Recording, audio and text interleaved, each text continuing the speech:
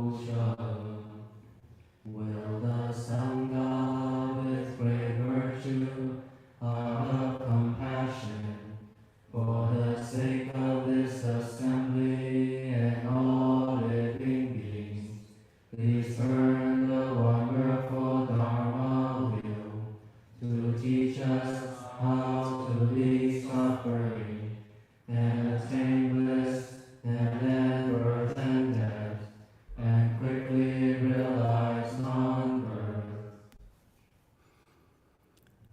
Namo tassa bhagavato arahato samma sambuddhassa. Namo tassa bhagavato arahato samma sambuddhassa. Homage to the blessed, noble, and perfectly enlightened one.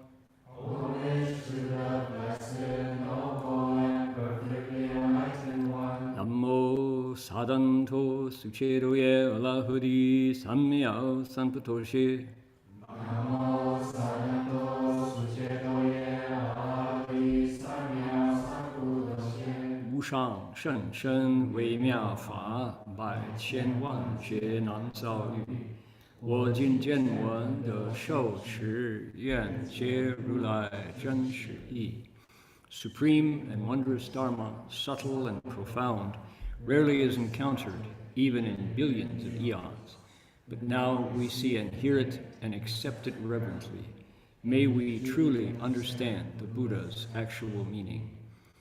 师父上人，各位师兄大家，阿弥陀佛。Venerable Master, Dharma friends, welcome. Hi there. Glad you're with us. My name is Heng. Today is, in fact, today is the, let's see, is my computer going to tell me? Today is the 6th of July. July 6th? July 7th? No, July 6th. Here in Berkeley, California, it is July 7th. In Australia. To bring this lecture to everybody tonight, there are some truly marvelous electronic miracles happening. There's an empty seat right up here in front with nobody sitting in it. And all the folks sitting in the back with masks on, I'm not quite sure why you're all sitting in the back. Something strange going on there, wearing your robes in the back. You look fine, and if you like it, that's your spot. But we're going to have to need more chairs coming down. Was there a reason why they were sitting all back there? They came in late. What's that? Came in late? Came in late. Okay. Your seats are up front, especially people wearing robes. People like Liz not wearing robes probably has to. Now, you should get 5 stars for having sat in the front. That's according to instructions. However, the people behind you with robes are going to go, what's she doing there? 她不懂事情. You know. So, as I was saying, we got, by the way, sitting next to Ben is nobody. Who's going to be there? Ananda, I think that must be yours, dude. Has your name on it. Okay, and if there are people who come in later, there are plenty of chairs that can come down off the stacks of chairs, since our chairs are full right now. Okay, I was just saying, we are broadcasting live here from Berkeley Monastery, and our engineer and expert is actually in Taipei, Taiwan, who is holding our hand as we move through this process. And our translator is faithfully sitting in the Gold Coast of Queensland, where it's 12:30 in the afternoon on a Sunday. He is watching YouTube and translating for Chinese speakers over a Chinese lecture channel that folks can download in China, in Taiwan. So, how wonderful is that? To get going, let's invoke spiritual presence here.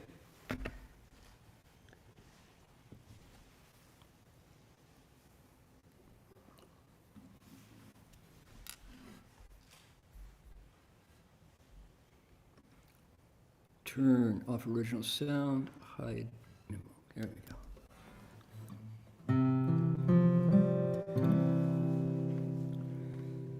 Namo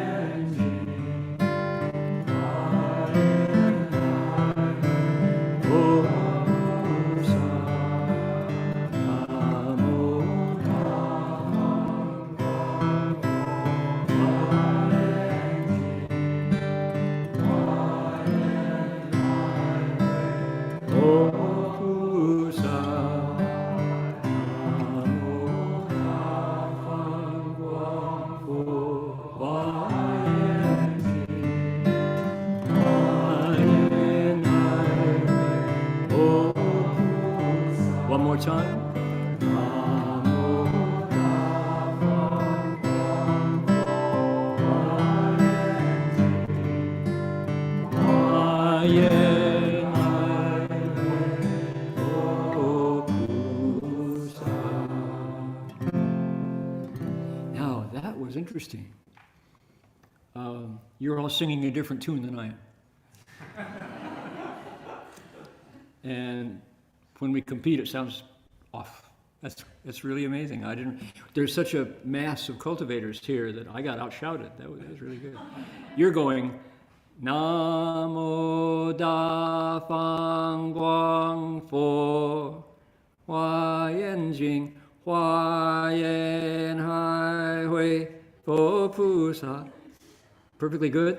I'm going, Namo Da Fang Guang Fo Hua Yan. And it goes, That's usually there aren't enough people to make a difference. And so tonight when you're all, I need to do it the way you do it, clearly. I better relearn the melody. So.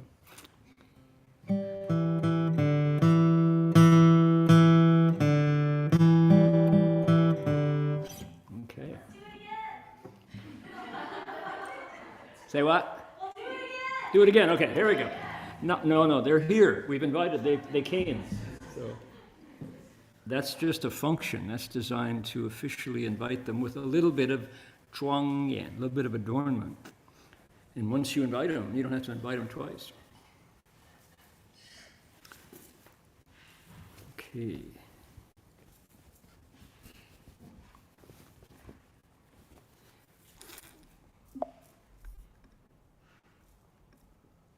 We would like to, nope, that's for one Focham.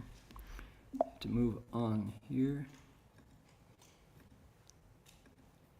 We'll go back. Here we go. We're looking for the Chochechno Ohlone. There they go. Chochechno Ohlone people practice spiritual connections to the earth and to all creation here on their ancestral land for tens of thousands of years. Today we acknowledge them as traditional custodians and original storytellers of these lands. We offer our respects to their elders, past, present, and emerging, and to all First Nations people whose sovereignty was never ceded. 就说我们恭敬地承认Chochechno Ohlone人，他们是我们寺院所在地的传统居士和守护人。我们向过去、现在和未来的长者们致敬，并且向所有从来没有放弃主权的第一民族的原住民致敬。OK， 后边听得到吗？那个王居士听得到啊？可以啊 ？Yeah, I'm not here. Yes, okay, good. All right. I want to make sure we're all able to hear.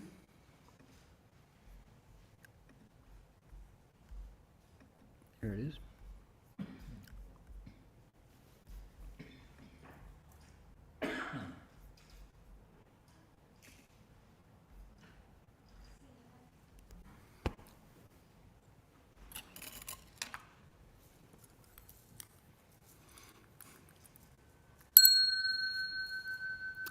Two empty seats up front.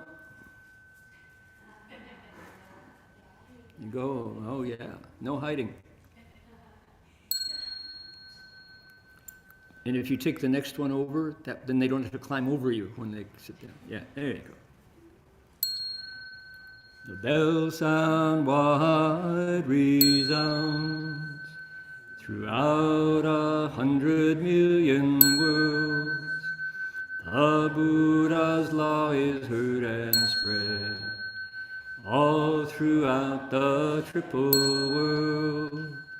The wondrous sounds that everywhere fill the Dharma realm with peace. May those who hear it gain the strength to follow in faith the Buddha's path. 众生传3000界内，佛法扬万亿国中，共训起法界和平，利益报他诺后的。Here we go.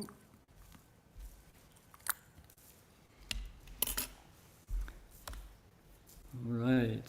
I should say this first, and I'll say it at the end too, that next week there won't be a live lecture here. We simply are moving shop. We're moving up to City of 10,000 Buddhas for the week of the... Wait a minute. What am I announcing? Is that next week is? Let me check. Before I say that, I have to correct myself one more time.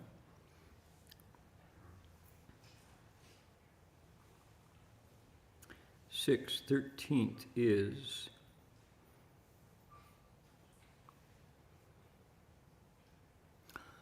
Jim Weisher, you told me that we're not lecturing. I'm coming down next week. Yeah. Yeah. Cancel that. Next week I'll see you here. Don't be late. Don't miss. Yeah, I'm going down and back. Okay. See, I'm gullible. I'll just, what people tell me, I just say it. Okay. What are we doing? I'll use that announcement to let folks know that there's something very special happening here this week. You'll notice lots of very dignified black robes in front of you. People who look like they know how to wear their robes. Who is that? Who are they? We have 13, and I think I count as 14, Australian Dharma friends here who have come inspired by Master Shenhua's Dharma teachings to come to City of 10,000 Buddhas to take part in this once every 10 years, it turns out, transmission of the lay bodhisattva precepts. Furthermore, now I'm not going to ask you to stand up. That's tempting, but I know that you wouldn't appreciate that, and that would just be showing off, right? So could I see the hands of people who, in the audience, will be taking the lay bodhisattva precepts? People, please raise your hands. Okay, there's a bunch of hands in the back. Good. How many people will be receiving the 42 hands and eyes as well? That transmission. A few fewer. How many people are going for the precepts for the deceased on Thursday? Okay, wow. Same, lots of folks. Okay. And there's another set of precepts called the Eightfold Precepts that will be also transmitted. So, City of 10,000 Buddhas is the epicenter of lots of Dharma activity for the next 2 weeks, basically, from now until the 19th. And the reason that so many people are coming, and it seems very, you can feel the momentum, is because of COVID, we canceled it. In the cycle that it should have happened. And everybody who was planning to take, in fact, we had friends who had bought their tickets from Australia. And then it's like, man, that was tough. Oh. And then, bad news, can't do it. So this year, we're catching up and making up for that glitch in the schedule, as everything else in the world did as well. So after this transmission of the lay bodhisattva precepts, we'll get back into a more regular transmission schedule, and it won't be so many people all at once who waited for a long time. So this year, starting tomorrow night, I'll be sitting at the next to Master Shenhua's Dharma seat in the 10,000 Buddhas Hall, looking out at 93 men from literally all over the world, and 140 women from all over the world. Invisibly, I think there will be more living beings than the ones in front of my eyes. They're ready to put in a week of hard work, study, learning, sincerity, sacrifice, resolve, and joy, fa xi, chongman, to be filled with the Dharma bliss for doing hard work in order to progress in our spiritual journey. That's what this is about. It's another step closer to our own Buddha nature. It's a rare event. And the things that folks have had to do in order to qualify, in order to get there, are many, many, legend, including flying here from Australia. Just pulled by what? Life in Australia is as comfortable as the U.S., maybe more so in some cases. Politically less fraught, I think, at the moment. But what could pull people out of a very secure, comfortable daily routine to get on an airplane, fly to California in 100-degree weather, with COVID just knocking on the door, to spend a week in an unfamiliar bed in what do you say, institutional buildings that were built in the 40s and 50s. These buildings are 80 years old, the plumbing and the wiring is that, and hanging out with strangers. What could pull them all that way to do something so unusual? And the answer, we could probably go down and ask every individual and we get a different answer. But faith would pop up. Faith would be a big one. Another important one would be a wish to serve. When you have enough food, enough money, enough security, enough love relationships in your family and around you and your pets and all, many people wake up in the morning and think, why get out of bed? What's the purpose? And in a world as hurting, in a world as broken, in a world as senseless as ours, wars are senseless. The answer can be, I need more tools. I need more skills. I need more techniques, more methods. I need more reassurance that coming here in a human body is not simply to eat, seek pleasure, or run from pain and die. Got to be more. There's got to be more. I think that answer would be in a lot of folks' checkbox. That's why I came. But I don't want to put vows in your hearts. Although I do, come to think of it, I do actually want to put vows in your hearts. That's not true. I do want.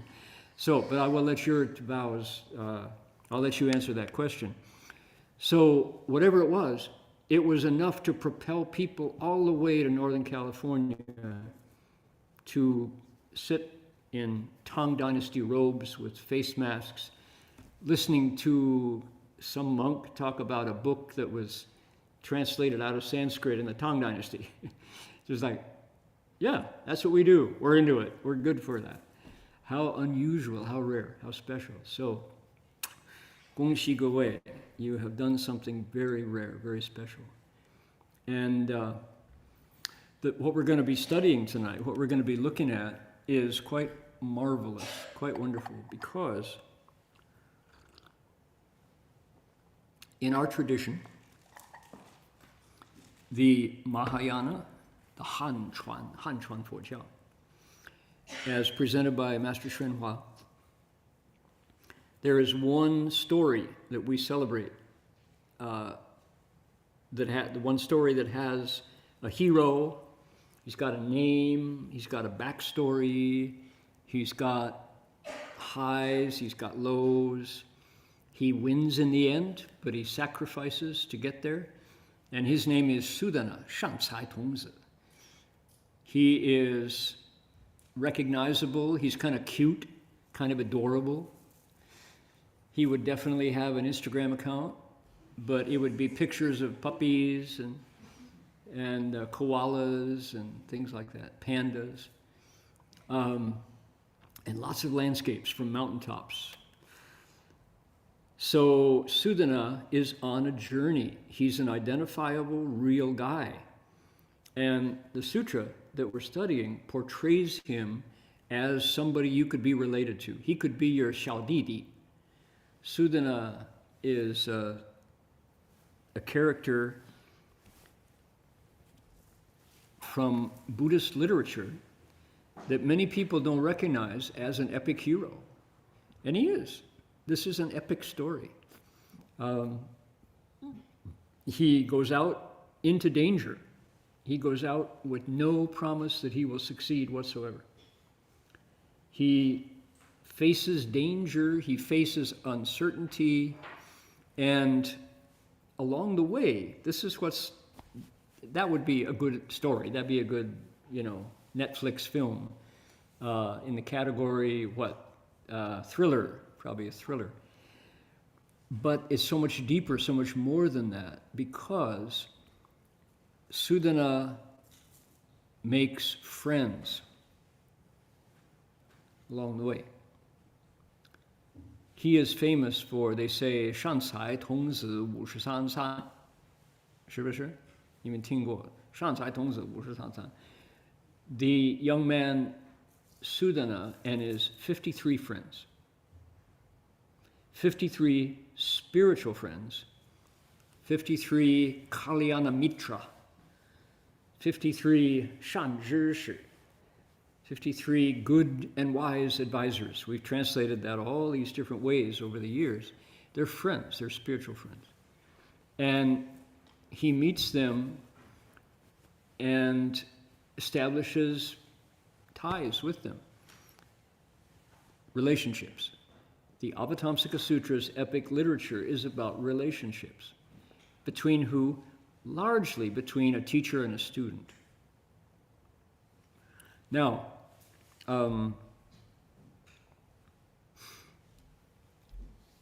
it's helpful, I think, to look at our lives right now and think.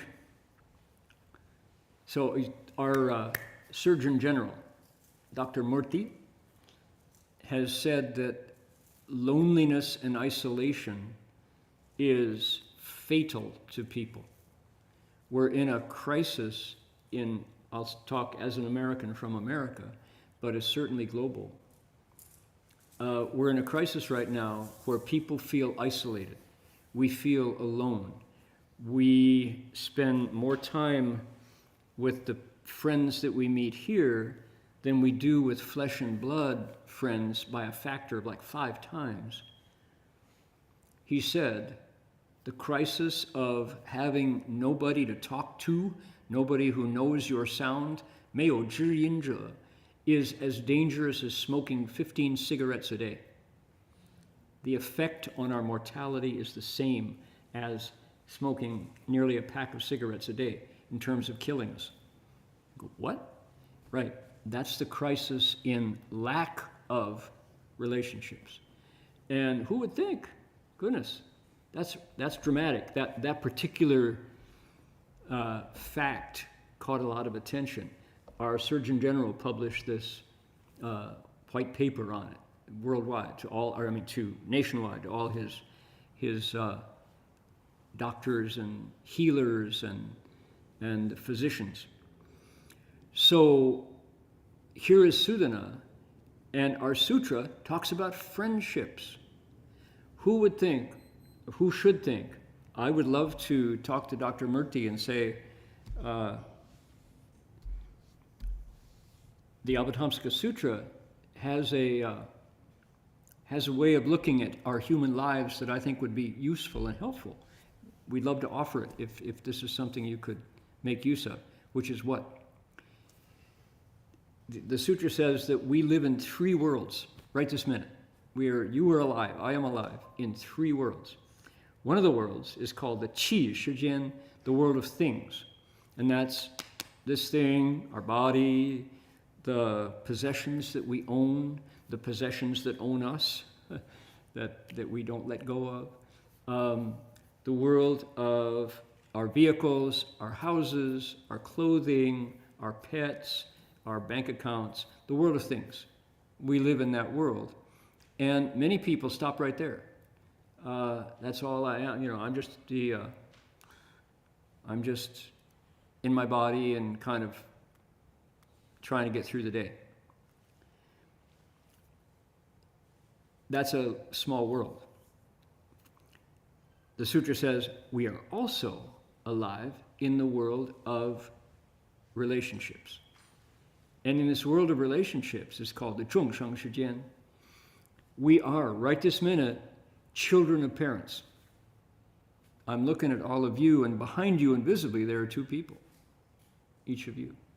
And invisibly behind each of those two people, there are two more people and two more people. So, right? If all those relationships that we are physically a product of, right here, heart, if they had form and shape, wow, this room would not be big enough. Many of you are parents of children. We are all children of parents, but I think many of you are parents of children as well. That's interesting, isn't it? We can break out another chair if we're getting short. Bring out some more. Okay, good. See some empty benches here. Henry, grab an empty one. Okay. What else? We are, many of us, siblings of siblings, brothers and sisters, sisters of sisters, sisters of brothers. Right in this body, right this minute, we are those ties. What else? We are, many of us, teammates of teammates. Think of the teams we played on. We are employees of employers, or vice versa. Employers of employers, right in this body, right this minute. We are citizens of a nation, right? We are neighbors of a neighborhood. All these relations, we are owners of pets. All of these relationships. We are customers of businesses, of retail customers. We are, think of all those relationships. We are, and also, we are also email addresses of our email list, etc. So, my goodness, all of those relationships are alive in us right this minute. What goes on in the mind of somebody who says, I'm out of here, and takes their own life?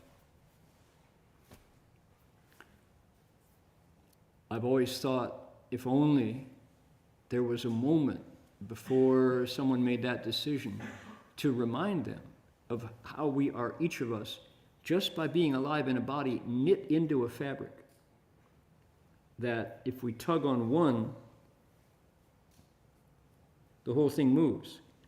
Any thread that you pull touches all the other threads. Because that's true. We're alive in that world. So anyway, interesting. Contemplate that. It's just you see these nets of networks, nets of relationships going out. Then there's a third one. The Avatamsaka goes on to say, furthermore, we are alive in our 正觉时间, the world of awakening. And that's so fascinating, and that's the one that brought us here. All of our friends were wearing these Hai Ching and precept sashes. Many of us are masked. We're heading up to a place that is over 100 degrees all week, where COVID is going to be present in a certain percentage of the people coming, just numerically, right? It's okay. We're okay with that. Why? Because of our being alive in the 正觉时间, the world of awakening. What is that world? That's the world of humor. Anybody want to live without laughter? No. We got that. The world of imagination. Anybody love to hear stories? Stories, the pictures happen in your mind. Imagination. Anybody want to live in a world of kindness and compassion? How about a world of wisdom? How about a world of forgiveness? Something hurts, you've been hurt, and you say, it's okay, I forgive you. It's all right. Anybody want to live in that world? Anybody want to live without that world? Right? This is the world of awakening, and the sutra says we're alive in all of these worlds at once. Right now. But some of us can help to be reminded. It's good to remember that world of being in service, the joy of helping someone else, and then stepping back and just watching that ripple go out. The invisible world of logic, the world of language, This is the world of awakening. 正觉时间. Who can do without it? Right? So, just to say, that is the world that brought everybody here. Not the world of relationships, maybe, but that would be a lot to bring somebody from afar to go through a week of training and precepts. How about the world of things? Not going to do it. It's that third invisible world, 正觉时间, that motivated someone to say, if I got the Bodhisattva precepts in a formal way from the city of 10,000 Buddhas, what would that prepare me to do?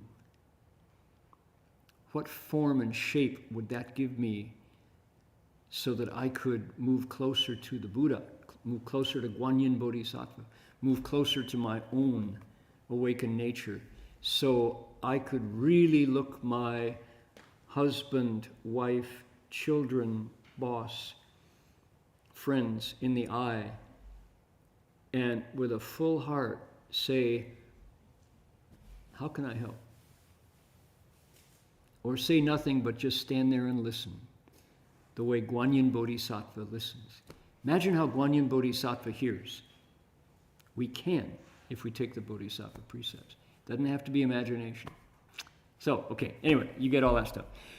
Sudana is on a pilgrimage, and we get to watch him leave one teacher and go to the next one tonight.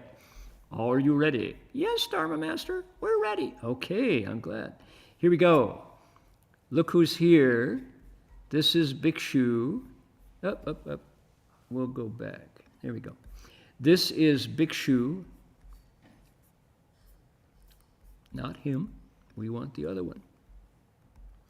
Bhikshu, clouds of virtues, is right here. I'm going to do it manually. Here we go. There we go. All right. Here he is. He looks like an old guy. Probably is. Probably been a monk for a lot of years. His name is Clouds of Virtue. Here he is. Now, who's this guy? That's our hero. Why is he wearing a diaper? Why does he look like a baby? That's an artist's interpretation. He's not. He's 20 years old in the story. But somehow, artists portrayed him as a little baby. Here is the monk. He's got a lumpy head. He's holding a staff. And he's kind of teaching. He's got his, Sudana's got his palms together. He's always pictured as leaning forward like this because he is ready to be taught. Educare, education, educare, ready to be pulled out. He is docile, D-O-C-I-L-E, able to be taught.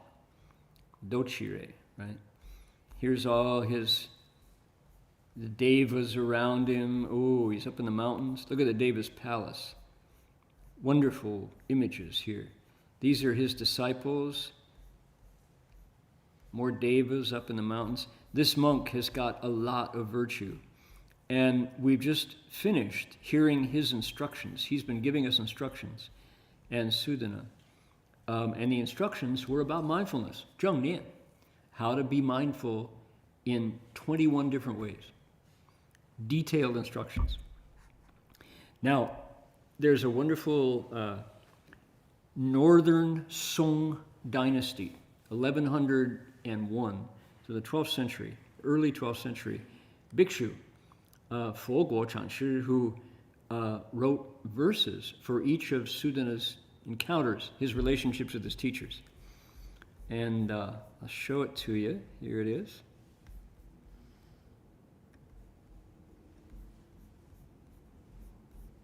Goes. 德云常在妙高峰，心绕峰头不定走。7日际云熏不见，一照何故却相逢？发心，this is dumb, huh? To keep scrolling. Here we go. 发心住处施缘和，普见门中佛净容，回首夕阳破下望，白云青丈万千重. Okay? Is that, I'm going to see it all at once. I want to make it nice and big so you can read it. 德云常在妙高峰，心绕风头不定走。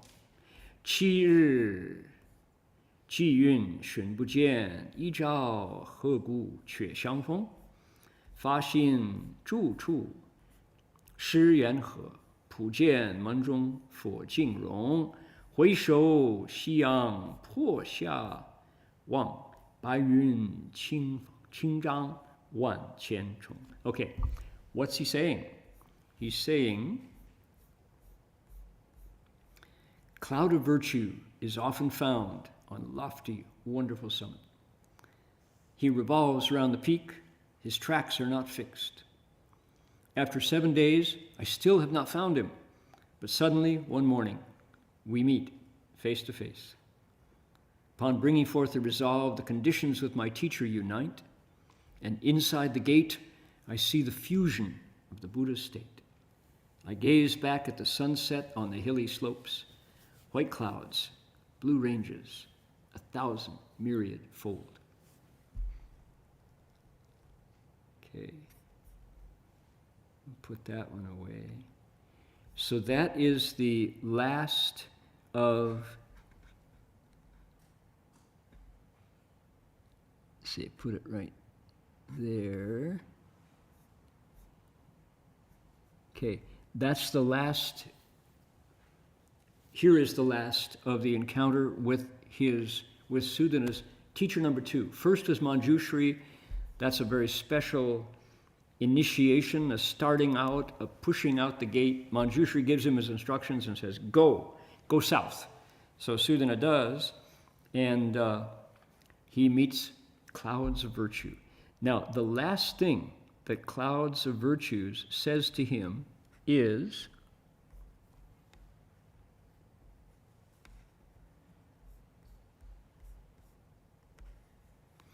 these are the words that get repeated teacher after teacher. We read these words 53 times. When he says, you ready? Those of you who can, I'll give you a line, you give it back. 善男子，南方有国，名曰海门，彼有比丘，名为海云。如望彼问，菩萨云何？学菩萨行，修菩萨道。海云比丘，能分别说，法起广大，善根因缘。Alrighty, should we read it together? Here we go. Good man, south of here, in a kingdom called Gate of the Ocean, there's a bhikshu known as Ocean Cloud. Go to him and ask how a bodhisattva studies bodhisattva practices and how he cultivates the bodhisattva path. The bhikshu Ocean Cloud can tell you in detail how to plant vast, great, good roots. Okay. Now, some of the dynamics in this instruction are interesting in that clouds of virtue, the monk we just saw, the old guy with the staff, knows how to cultivate the bodhisattva path. And he's just been giving Sudana all these teachings, all these instructions, 21 ways to contemplate the Buddha. Then he says, but you know, what I know can't compare to the guy south of here. You go find him and ask him. He will tell you. How could I know what he could teach you? No. You go ask him. Each one of the teachers, it's a dynamic. They're humble, almost to the point where you go, oh, come on. Obviously, you're totally qualified. I'm so impressed that you're still sending me off. And Sudana has to say goodbye 51 times. If it's 52 or 53, depending on how you count. One of the encounters is two, a brother and a sister. So 52 encounters, 53 teachers. So he has to say goodbye 51 times. And he's willing, but it's hard. Sometimes he cries. It's a very human document here. This story is just amazing. And people don't know about it because you had to read Chinese to read it, or Sanskrit. So now it's in English, thanks to our teacher who spent 9 years unpacking this text for us. So he says, go south.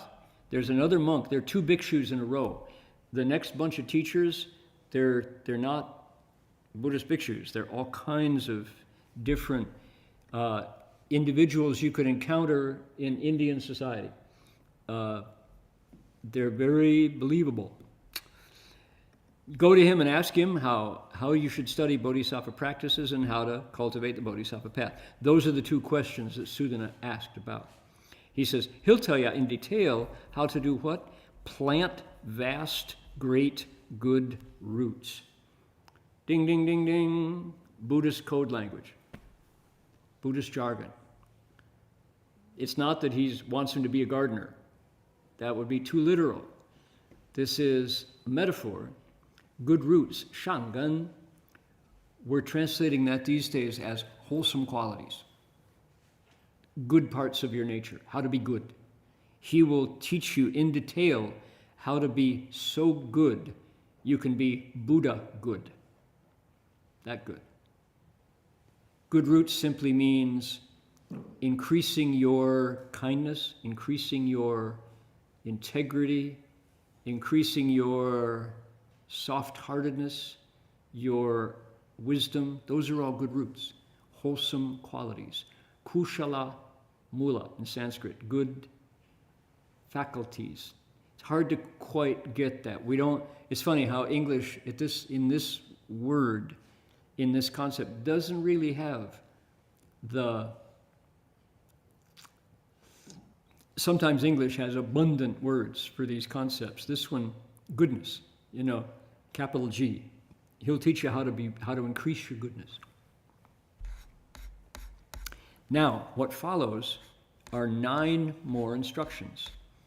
And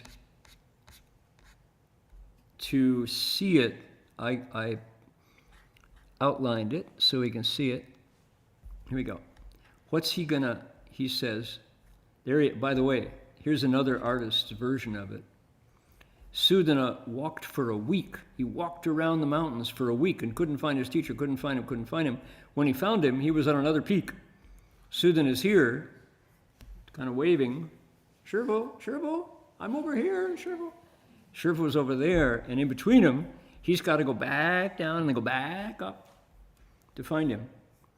So,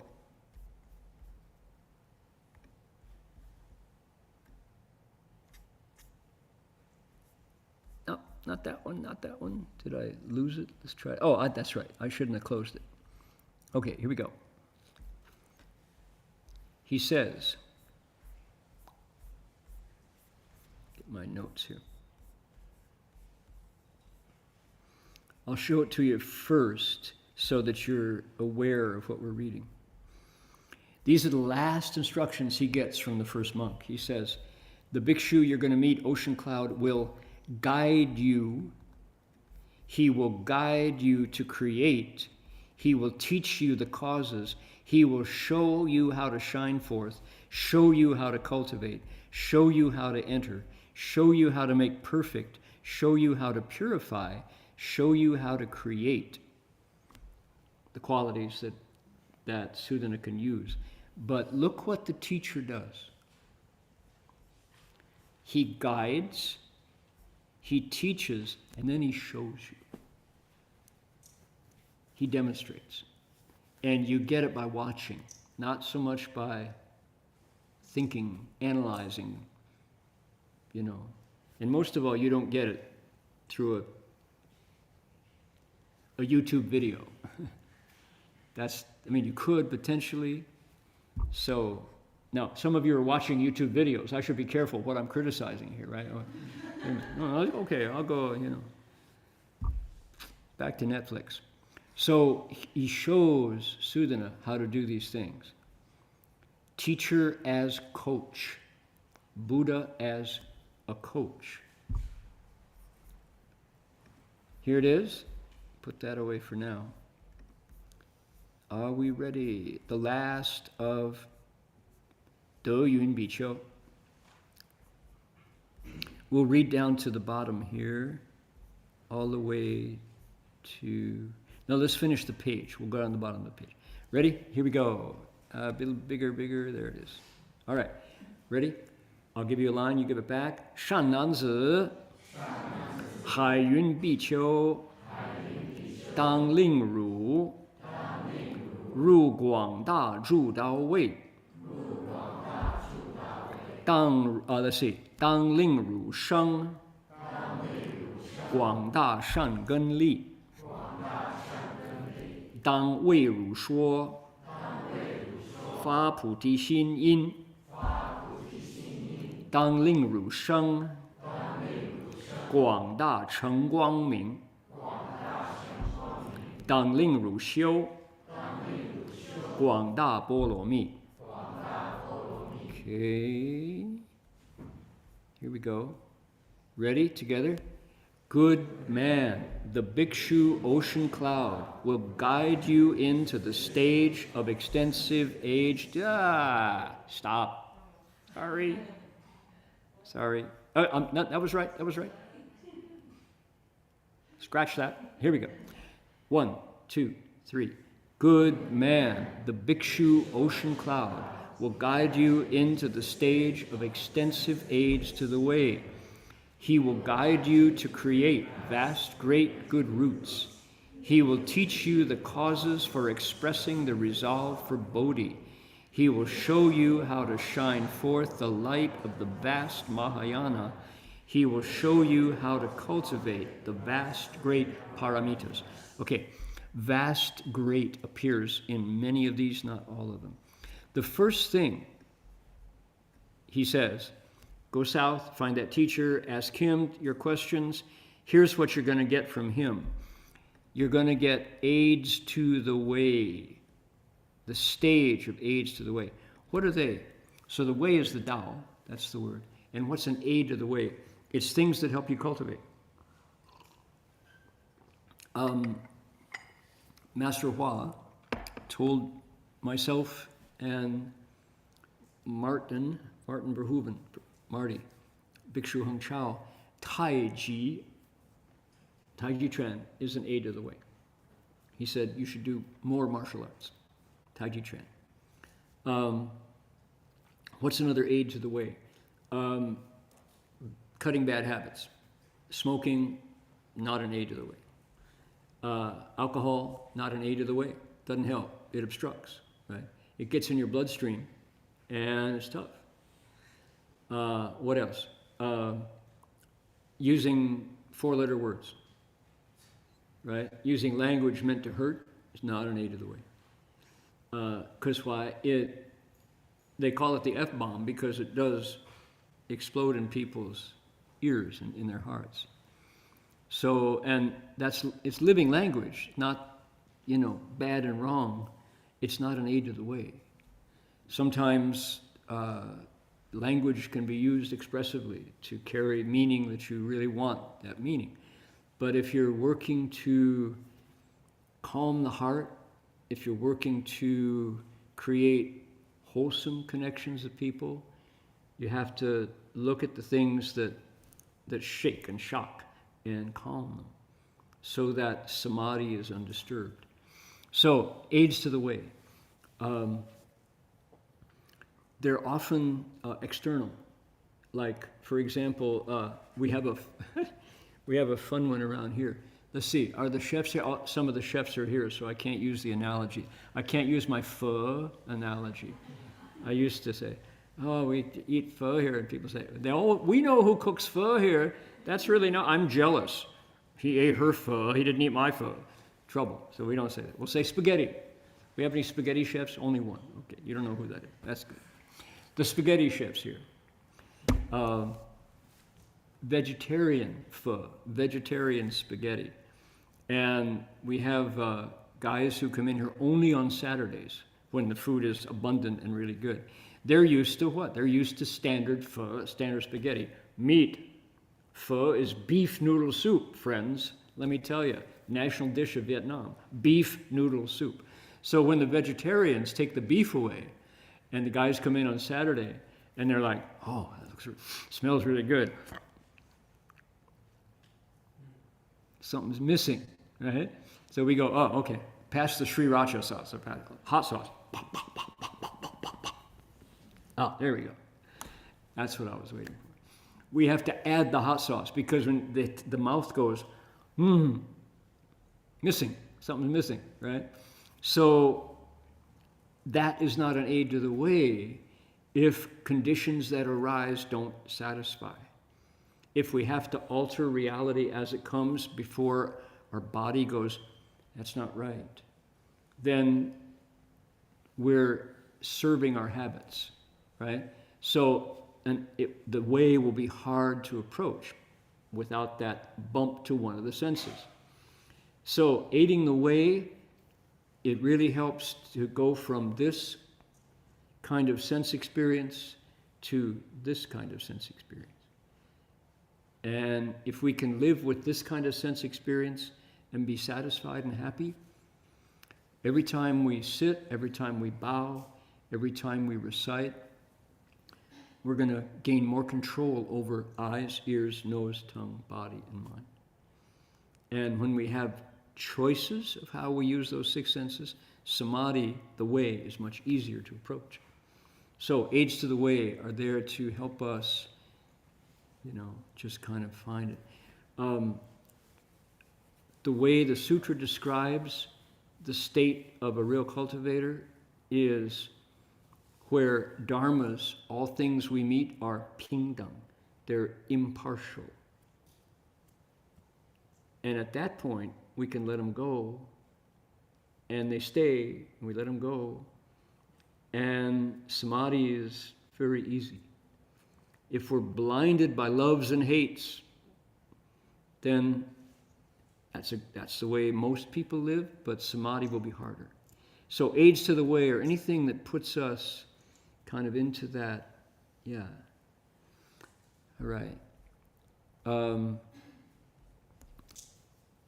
Kudos to the barista at Pete's yesterday, who on the way back from visit to Redwood Vihara, we ordered a cold soy, it was a soy latte, and she came up with a hot one. And we said, oh, no, actually he ordered cold. She said, oh, okay, no problem. She made a cold one. Well, what do we do with the hot one? You want? No, you can pass it on. So Michael took the hot one and gave it to somebody in the restaurant, in Pete's. And they were like, oh, that's so nice of you, thank you. These guys, they're very kind, So tied a good condition with folks. And the barista was like, didn't blink. It's like, no, we're here to make you happy. It's like, okay. So on a hot day, is a cold drink an aid to the way? Are we attached? Yeah, middle way also. So if you insist on never drinking cool drinks in the hot because it's not, there's a high, no. That's attachment to Dharma, which can also be an attachment. So, extensive aids to the way. Think about it. What in my life, if I were to let it go or to give it, hand it to somebody, would aid the Tao, the middle way, the way back to the heart. Furthermore, Ocean Cloud will guide you to create more of that goodness in your heart, vast, great goodness. He will teach you how to make the Bodhi resolve. Next week at City of 10,000 Buddhas, you're gonna hear that a lot. Putishin, Bodhi resolve. This, they call it the king of all good things. It's a thought in the mind that explores and spotlights your highest potential. What is your highest potential in this life? Maybe we don't even know. Maybe it's ahead of us. And that's half of it. The second half is how to get there. He will show you how to, here we go. This is the first of the rest of the show yous. How to shine the light of the vast Mahayana. That's our tradition. Mahayana's got a light? That's interesting. What would it be? I think it's unselfishness. In a world where pretty much we grab for all the gusto you can get. You only go around once in this world, grab for all the gusto you can get. Name the product. Are you all too young? I guess so. Budweiser. Beer. Grab for all the gusto. And the image was a great schooner, a sailing ship. That was Budweiser's ad for years and years, especially during the World Series. Grab for, you only go around once in this life, grab for all the gusto you can get. And the Buddhists are going, dude, All right. So the light of the vast Mahayana said, what would a Mahayana, first of all, it wouldn't be advertising beer, probably not. Maybe vegetarian beer, vegan beer, right? So it'd be something like, we go around many times in this life. So share all the gusto that you earn, something like that. Do I have a future in PR? I don't think so. Who knows? He will show you how to cultivate the vast, great paramitas. Buddhist code language. What are the paramitas? Oh my goodness. These are said to be the key bodhisattva practices. Bo lo mi, dao bi an fa. Practices that cross to the other shore. And then come back. There are 6 of them. Giving is the first one. We'll go into those later. Okay, finish up here. We got these words to read. Are we ready? Here we go. Dang ling ru ru. Guang da zhu heng hai. Dang ling ru man. Guang da shi yan lun. Dang ling ru jing. Guang da zhuang yan men. Dang ling ru sheng. Guang da ci bei li. 10善财童子 理德云比丘祖 右绕观察 此退而去 Say goodbye. Okay, are we ready? Here we go. He will show you how to enter the vast great ocean of practices. He will show you how to make perfect the vast great wheel of vows. He will show you how to purify the vast great method of making adornments. He will show you how to create the power of vast great kindness and compassion. Ready? At that time, the youth Sudana bowed to the bhikshu, cloud of virtue, circled around him to the right, gazed up at him, bade farewell, and took his leave. There it is. That's the second in line, but the first real visit after Manjushri. And, okay, I read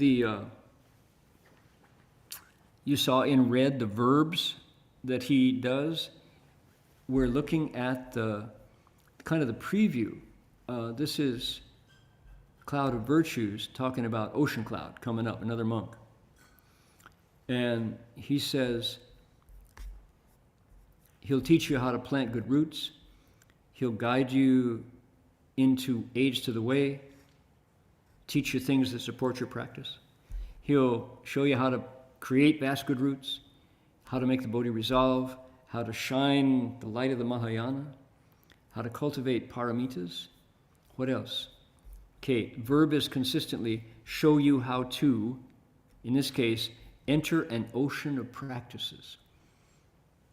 So many ways to cultivate. He'll show you how to make the vast, great wheel of vows perfect. Boy, is that code language? What could a vast, great wheel of vows be? This is Bodhisattva land. This is the hero of the Mahayana. This is our kind of the compass that we steer by. Wheel of vows. Two words that come up all the time in our tradition are practices and vows. Practices and vows. Vows are the compass. I'm going north now. No, we've altered. We're going northeast. That's the vow. That's the direction I'm going in. How long before we arrive? When we get there. Don't look at your watch. Put your watch in the drawer because it's going to be a while, but we know the direction we're going. Practices are the way you arrive. Did you walk? Did you bicycle? Did you sprint? Did you drive an SUV? Did you fly there? Those are the practices that get you to where you're going. The vows are the way, are the direction. Furthermore, he will show you how to do what? Purify the vast, great method of making adornments. If this was my translation, I would make that methods, plural. Making adornments. Also, I wouldn't translate it that way. It's Jing Guang Da Zhuang Yan Men. To purify. How do you purify an adornment? Makes no sense. This is, we're retranslating a lot of our early translations, and Zhuangyan here, an adornment means a decoration, something you put on the outside, like a Christmas wreath on the door of Christmas, the glass ornaments on your tree, the Christmas tree, right? The orchids, this is an adornment. The adornments of magnificent fresh flowers. You're purifying adornments? It's not what it is. It's important because it's the name of the sutra. Hua Yanjing, the Avatamsaka, the Flower Garland Sutra. We're thinking this is much more like creation. We celebrate the Pure Land, if you believe in Amitabha and practice that method. So our story goes, the bhikshu called Fa Zhang cultivated a long time and decided, I'm going to make a Pure Land where there's no suffering. He transferred merit to do that. That's adorning. It's a act of bringing something good out of space, out of emptiness. Creating a Pure Land. Yuan yi ci gong de zhuang yan fo jing du. I take all this merit and virtue and create a Pure Land.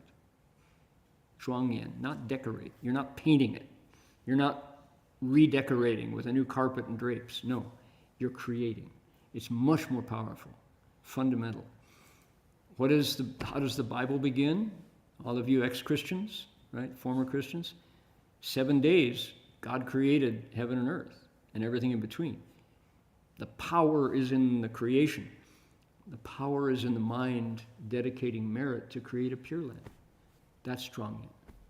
So, to purify these gateways of creation that are vast and great, it would be something like adjusting, finishing, refining. That's the purifying. Okay? Interesting. Different way of looking at it, right? Suddenly, the mind has the power to create. Your mind has the power to create. And we see, of course it does. Yi Qie Wei Shen Dao. Everything is made from the mind. But now we get into the control room. Now we put our hands on the wheel. How am I going to adjust and refine? Jing. So I would translate this. He will show you how to refine all those vast and great things you made with your cultivation. Different. He will show you how to create the power of vast, great kindness and compassion. And then Sudana bows, walks around him to the right with his shoulder bare, looks up at him, says, bye, and goes south. There it is. How cool. All right. Now, that's just the first visit. Next, what's next? Next is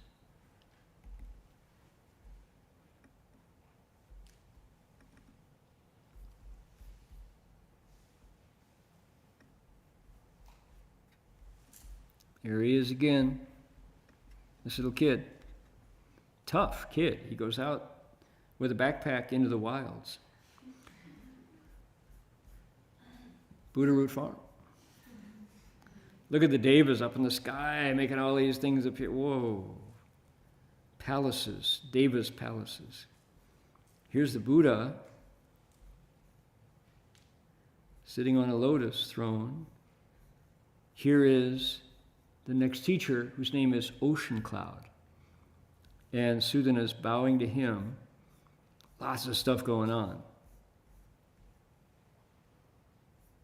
These are gods holding their tallies, showing their sincerity and their missions.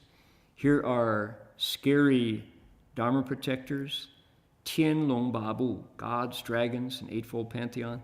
See this one right here? He's one of the, might be a yaksha or a rakshasa or a kinara or a garuda or a mahoraga.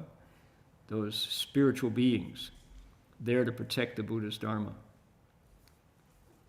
Fascinating. Bhikshu, sea, Ocean Cloud, kingdom of the sea. Goes like this. I'll read it quickly so we can get on with it. Iru Dorman Yo Dao. I'm sorry, this is not the Buddha's words. This is a poet. A poet wrote this. Iru Dorman Yo Dao Men Fen Ming Pu Yan Zhao Qian Kun 10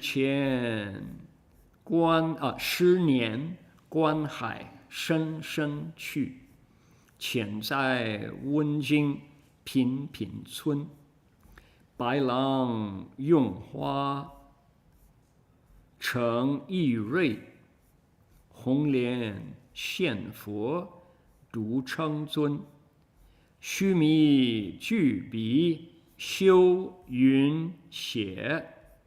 万象苍坡欲断昏. Okay, how did that go? Upon entering the multiple doors, there was door after door. The bright, clear, universal eye illumined Qian and Kun, heaven and earth. For 10 years, I regarded the sea with ever-deepening absorption. For 1,000 years, I heard the Sutra. Every chapter was intact. A blossom burst forth from white waves, a rare, auspicious portent. A Buddha appeared on a red lotus. He alone was honored. With Mount Sumeru, even as a pen, I couldn't write it all down. Entranced by a myriad Elysian waves, I was like one transfixed. So, that is the voice of the teacher. The teacher's talking about his state, right? All right, we are next week going to hear the story of Sudana's encounter with his next teacher. How about that? Pilgrim, all of you here from Australia, all of you here from New York City, all of you here from places coming to City of 10,000 Buddhas or pilgrims just like Sudana. Here looking for what? What are you looking for? What have you come to seek? A sincere heart will obtain that. And you'll know in 7 days what you got. There's a lot of sincere, honest searching here the thing about City of 10,000 Buddhas is, with sincerity, that seeking is answered. You get what you're looking for. Because Master Hua was sitting in those seats when he was a young man. He was a seeker. He was a pilgrim. And Master Hua used to say, wow, anytime somebody showed up in Manchuria, 60 miles close to his hometown, he would walk to be in the front row, waiting for so-and-so teacher of the Tao, so-and-so Shangshi, so-and-so Fa Shi, so-and-so Shifu, teaching his particular magic and method. Shifu would be in the front row listening. And he saw lots of teachers. And he would judge them worth studying, worth learning from, or not. And so the next step was when his mother passed away. Master Hua made an A-frame of sorghum, which was available in the fields, and sat there and cultivated everything he had learned.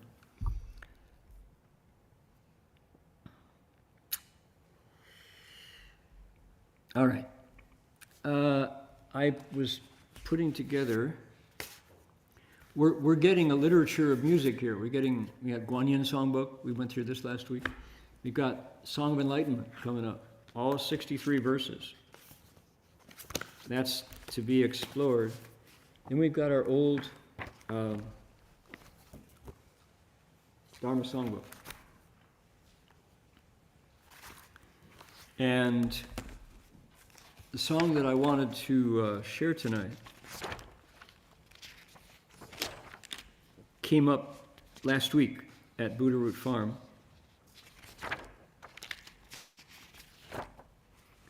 When somebody reminded me, they said, hey, you didn't do Turtle Island Lullaby.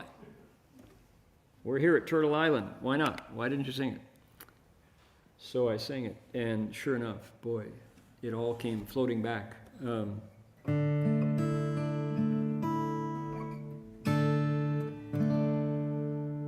Why that song was important to write. And it's, I thought that it moved.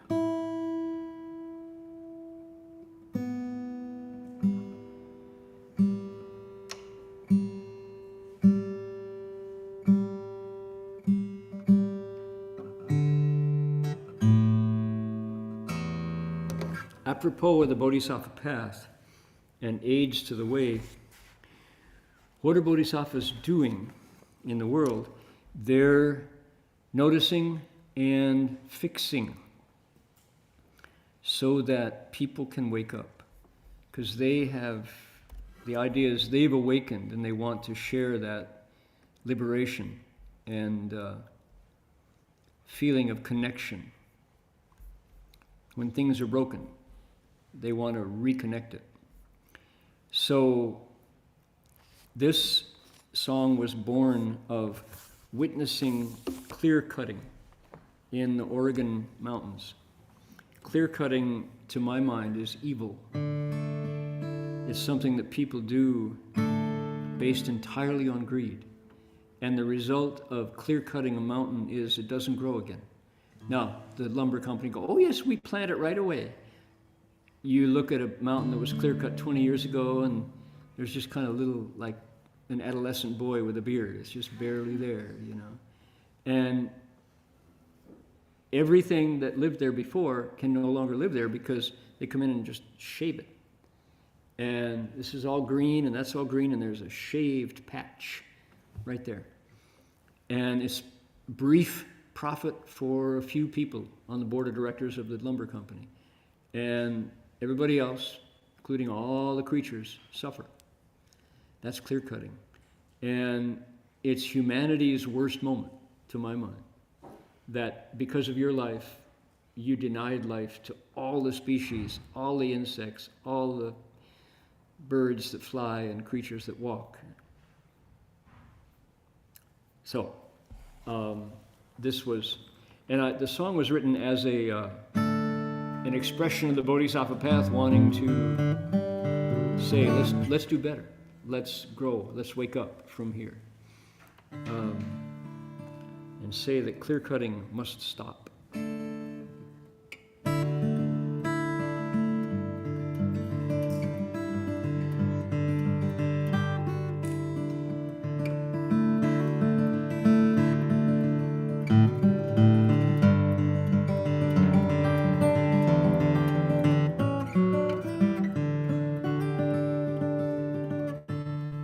My tall fir trees touch the sky, where eagles raise their young. Timber wolves would serenade. When sundown song was sung, salmon swam home to their streams. Every year you'd find them there.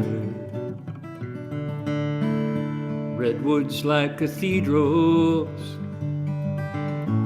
every breath was like a prayer. Turtle Island lullaby, if you know it, sing it. Song for the end of day, to ease us into twilight and send us on our way. We are all related on this planet that we share. Have we learned any lessons? Small blue marble in the air, you wasted all my topsoil. You fished my waters dry. You clear cut my green trees. I can't breathe and I can't cry. What about your children? How far can you see? What we do to our neighbors becomes our destiny. Turtle Island lullaby, song for the end of day. This verse used to say, to send off the humans. My friend Charles Gibbs says, no, Hungsher, no, calm it down. Don't send off the humans. You're not, that's too apocalyptic, right? To ease us into twilight and send us on our way. We are all related on this planet that we share. Lessons, small blue marble in the air, Turtle Island lullaby. One more,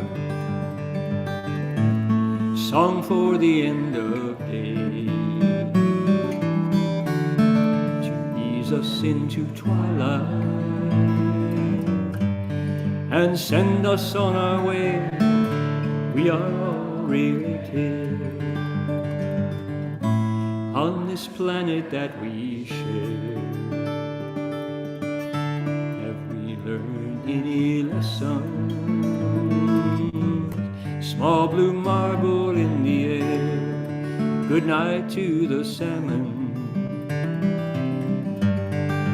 good night to the seals, good night to the turtles. May your spirits be free.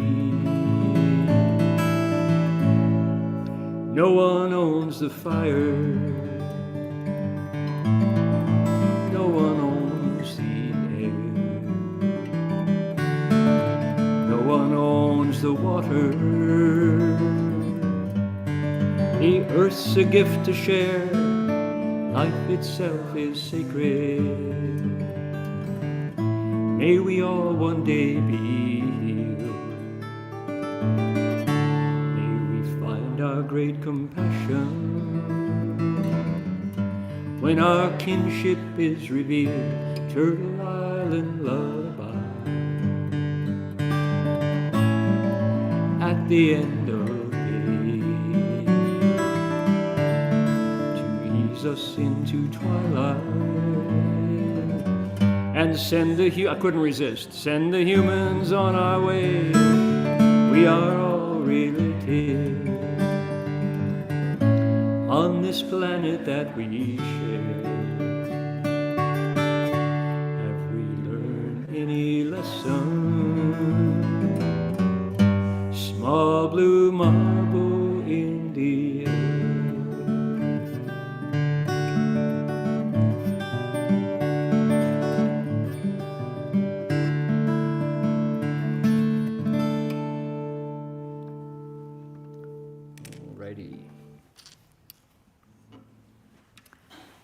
Small blue marble in the air was the Mariner spacecraft that took Earthrise, just the Earth, just a crescent Earth rising above the moon. We saw that's it, nothing but blackness around it. What do they say? There is no planet B, right? This is it.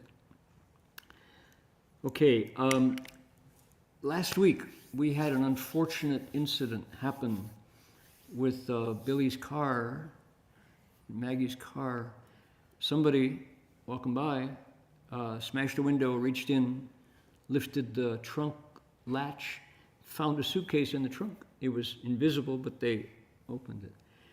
So I forgot. Jinwei Shi, Jin Chuan, and I talked about before every lecture from now on, we're going to say, did you leave anything in your car? Go get it. Bring it in. You'll lose it. So especially, and it was a nice car. That's maybe why they picked that one, just in case there was something there other than a spare tire. I don't know. Maybe they have radar, but they found a suitcase in the trunk. So that's the times we live in. That's how it is now. So we want folks to get in the habit of thinking, what did I leave in my trunk?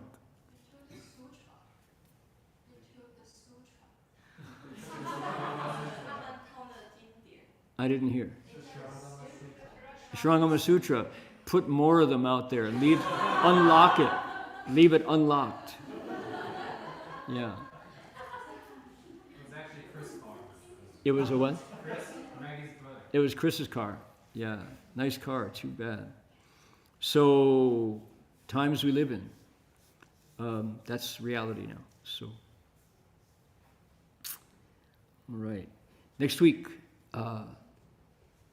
Ocean Cloud, Bhikshu, will teach our hero to set him on his way, and hope you'll all be here. We'll have 14 fewer friends because they will be preparing to receive the lay bodhisattva precepts. That's the day before the transmission. So you all have acclimatized to the heat. Oh boy, we're Say what?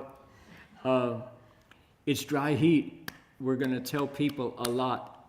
多多喝水，尽量的。你看右边是老太太，你说你今天喝了多少水啊？哇，不习惯了，要多多喝了，这不是台北啊。So you tell the nice lady, the old lady, drink more water. She says, I'm not in the. This is not Taiwan. Drink more water. It's damp there. It's dry here. It sucks it out of your skin. And you fall down overheated. You don't know why. Because you didn't listen. Drink more water. And so we have a recipe for homemade electrolyte. It's supposed to be pretty good. You want to check that recipe, all you chefs, make sure it's the right one, Get some good homemade electrolyte drink so we can make quantities of it. Everybody carry your own bottle, your own water bottle. Use it. It should be empty by the end of the day. Right? You should have drunk it all. As for COVID, we'll try our best, and we'll mask and test proper practices, proper protocols. We've already found 2 cases as of today, folks who've come. 3 today. Okay. Yeah. And that's given the percentage of COVID out there, that's not surprising. So that's all the aids to the way. what matters is that the Zhengjue Shijian, the world of awakening, finds its new home in the precepts, a new shape for our lives, Bodhisattva precepts. All right, let's see here. That's any announcements? I don't think so. I think that's it, yeah. We will dedicate merit now. An act of creation, oh boy. That idea that Zhuangyan doesn't mean decorate, it means something else. Jim Wisher, you got a microphone back there?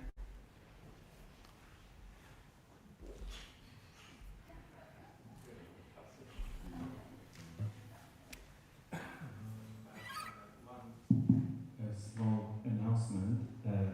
On August 15th, we'll have a special event. We're doing that from a few years. It will be a 10th blood drive in the local synagogue, Nativit Shalom congregation. It's very close by.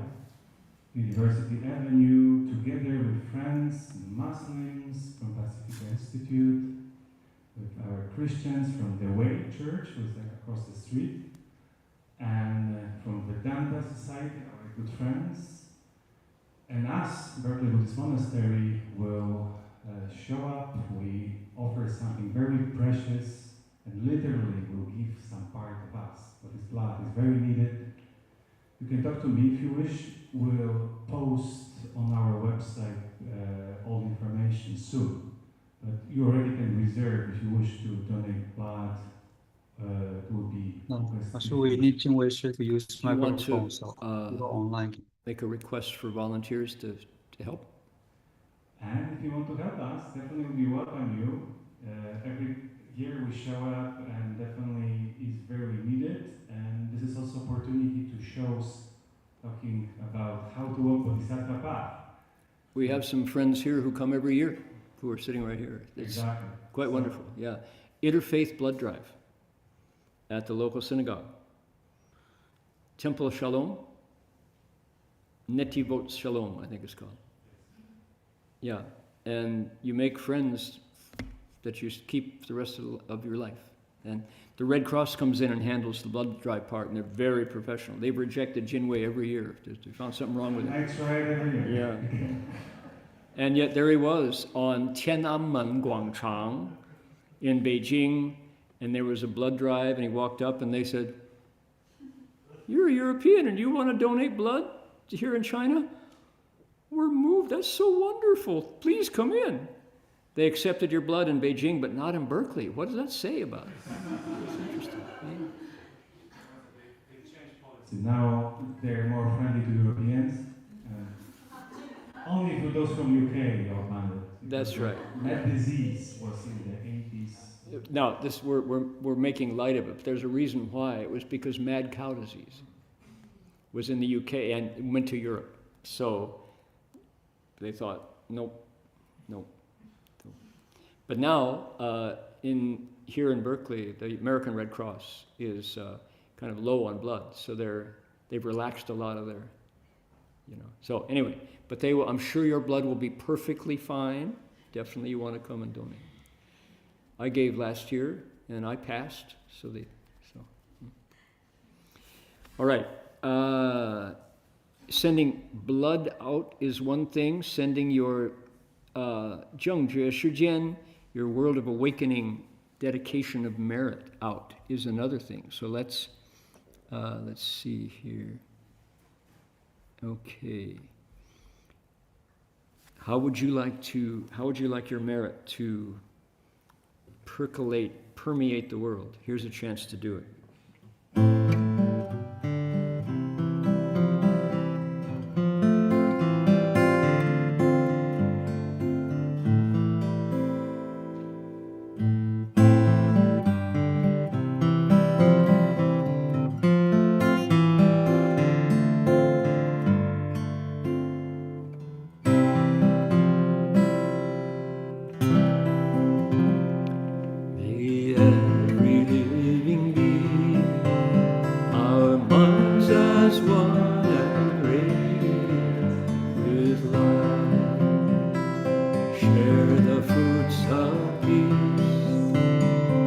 Hearts of goodness,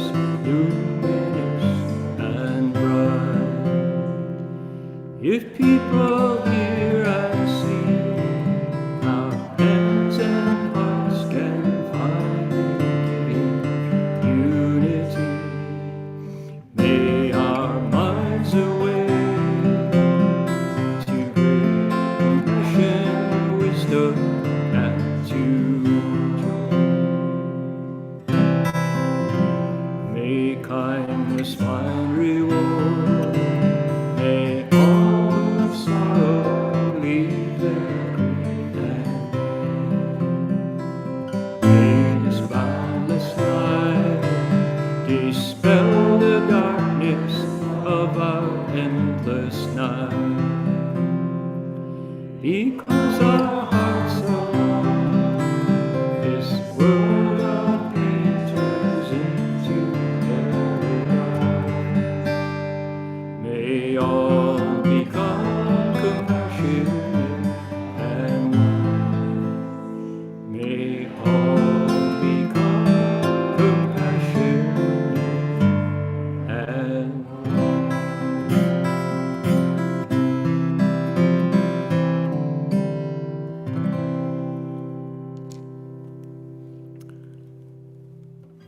that's the sound of a Martin guitar.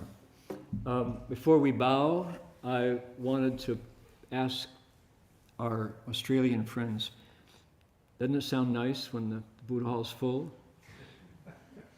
Isn't it something? Ben, we talk about this a lot because Buddhism is brand new in Australia, and on any given night there might be, any given afternoon, there might be 10, 12 people listening to the Dharma, present, you know. And I always say, wait till you're back in Berkeley, take a look. So, Cliff, what do you think? Different, yeah. Especially the dedication of merit. That sound is quite wonderful.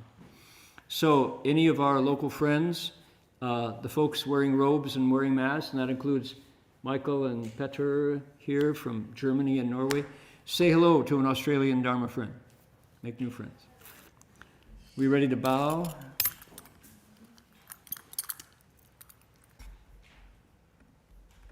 Here we go. You can bow right from where you are, where you're sitting.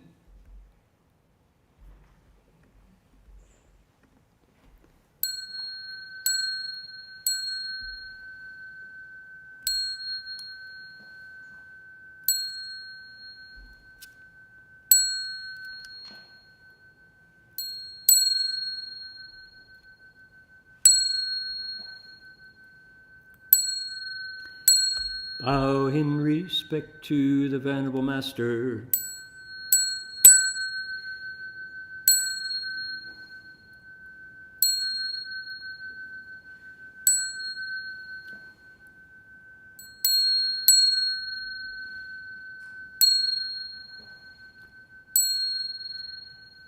Good night, everybody. See you next week. Amitofo.